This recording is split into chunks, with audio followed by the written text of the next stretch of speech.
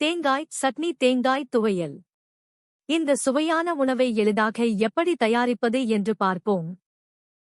தேங்காய் துவையல் அல்லது தேங்காய் சட்னி என்பது புதிய தேங்காய், பருப்பு மற்றும் மசாலா பொருட்களைக் கொண்டு செய்யப்படும் தென்னிந்தியாவின் முக்கிய துணை உணவாகும். இந்த உணவிற்கு தேவையான பொருட்கள்: புதிய துருவிய தேங்காய், வறுத்த கடலை பருப்பு, பொட்டுக்கடலை, பச்சை மிளகாய், புளி, இஞ்சி, உப்பு, நீர், எண்ணெய், கடுகு, உளுத்தம்பருப்பு.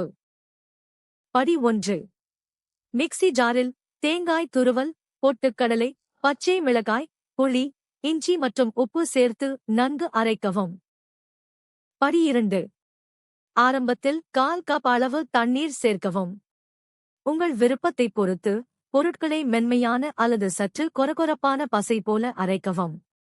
தேவையான நிலைத்தன்மையை அடைய தேவைப்பட்டால் 1 டேபிள்ஸ்பூன் அளவு தண்ணீரைச் சேர்க்கவும். படி 3. அரைத்த பின் சட்னியை ஒரு பரிமாறும் கிண்ணத்திற்கு மாற்றவும்.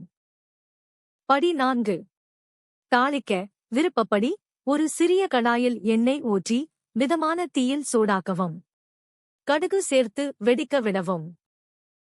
படி 5. உளுந்தம் பருப்பு சேர்த்து பொன்னிறமாகும் வரை வறுக்கவும். படி 6.